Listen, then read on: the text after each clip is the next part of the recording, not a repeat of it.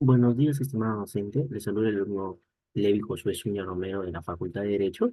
Eh, Pero voy a presentar el informe final de la semana 18 del curso Investigación Académica.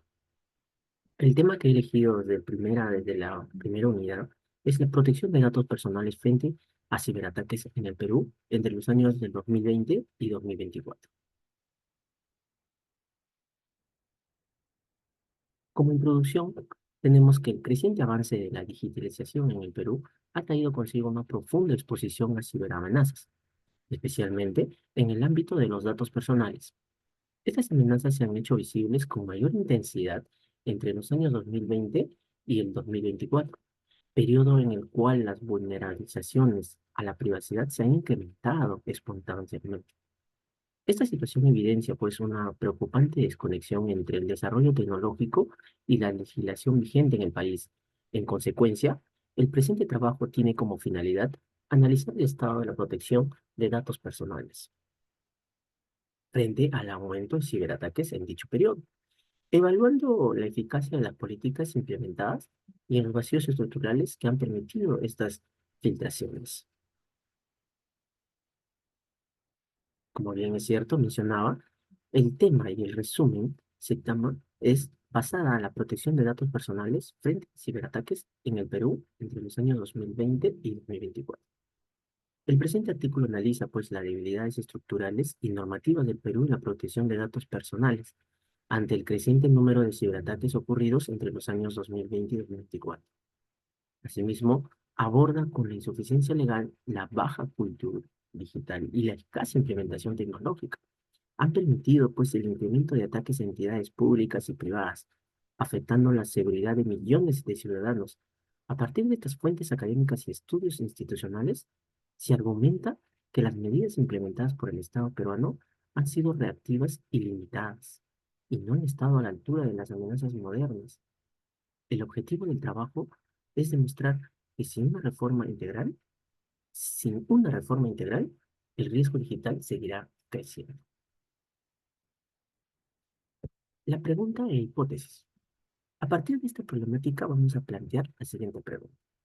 ¿En qué medida han sido efectivas las medidas de protección de datos personales implementadas en el Perú frente al incremento de ciberataques durante los años 2020 y 2024? Frente a ello, la hipótesis que se propone sostiene que dichas medidas no han sido suficientemente eficaces para mitigar el impacto de los ciberataques debido a deficiencias normativas, escasa cultura de protección digital y limitaciones tecnológicas. Esta afirmación será contrastada mediante el uso de fuentes académicas especializadas y ejemplos concretos en el contexto nacional.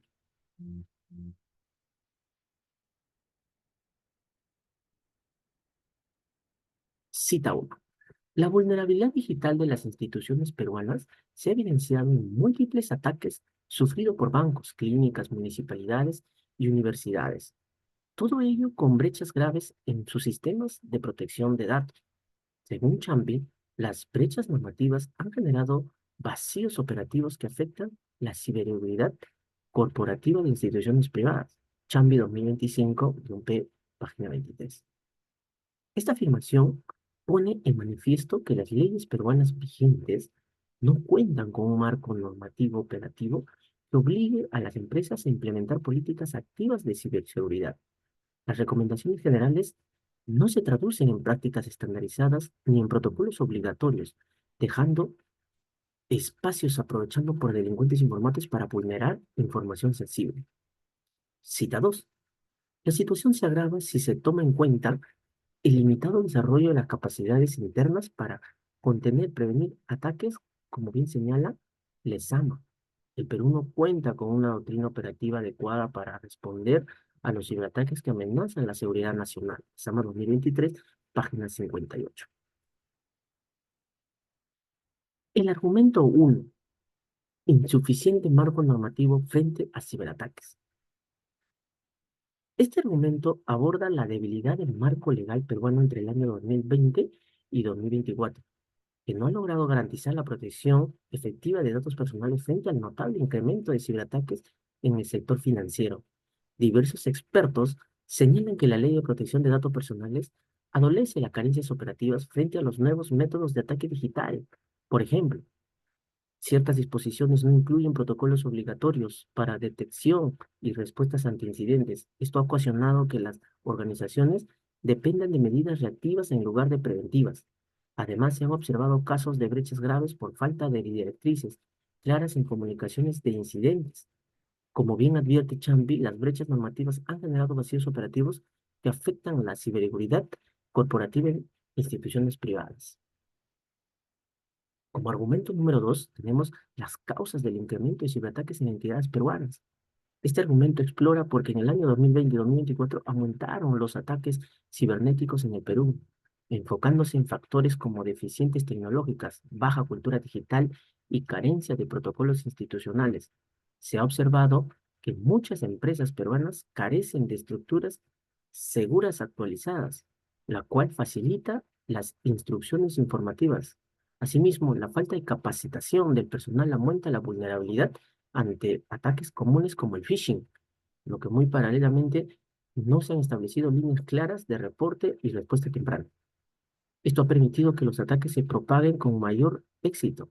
Según Rendon, la región presenta una fragmentación legal que impide consolidar una estrategia regional de seguridad eficiente frente a las amenazas globales.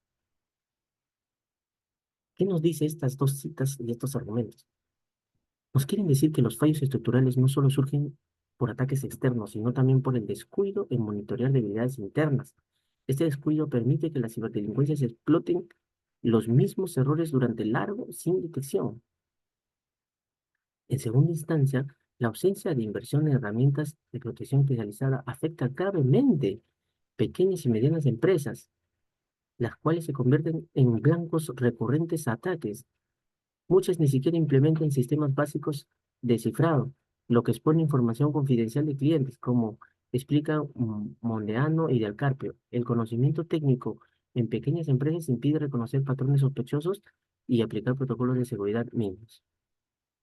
En tercer lugar, la falta de estabilización nacional en políticas de ciberseguridad conlleva prácticas dispares que generan vacíos operativos. Por ejemplo, mientras algunas instituciones implementan normas y sus otras no tienen ningún protocolo, como señala CAM, la ausencia de implementación de sistema dificulta garantizar la protección integral de datos personales. Como conclusión, esta investigación ha permitido pues confirmar en el Perú ha afrontado de forma eficiente el reto de proteger los datos personales en el contexto digital actual. Las medidas adoptadas han sido limitadas y en muchos casos reactivas. La falta de legislación específica, la escasa información de personal técnico, la limitada inversión en ciberestructuras y la ausencia de mecanismos coordinados, la respuesta han sido factores determinantes en la debilidad de la protección digital. A ello se suma la falta de cultura digital en la ciudadanía, que sigue exponiendo información sensible sin conocer los riesgos. Esta combinación de elementos estructurales demuestra que el país necesita avanzar hacia un enfoque integral y actualizado en ciberseguridad. Confirmación e hipótesis del presente trabajo. En conclusión, puede afirmarse que las medidas de protección de datos personales implementadas en el año 2000, entre el año 2020 y 2024 no han sido suficientes para mitigar el impacto creciente de los ciberataques. Tal como se demostró a lo largo de este trabajo, la existencia de vacíos normativos, una cultura digital incipiente y una escasa respuesta institucional han dejado millones de ciudadanos expuestos a riesgos significativos. La evidencia empírica y académica recogida refuerza esta hipótesis esencial y sugiere la necesidad de replantear las políticas actuales desde una perspectiva técnica, educativa y jurídica más sólida, interconectada y actualizada frente al contexto global. Toda esta información, estimado docente, se verá reflejado en el informe final, la cual se adjunta al presente. Muchísimas gracias por la exposición y gracias por su atención.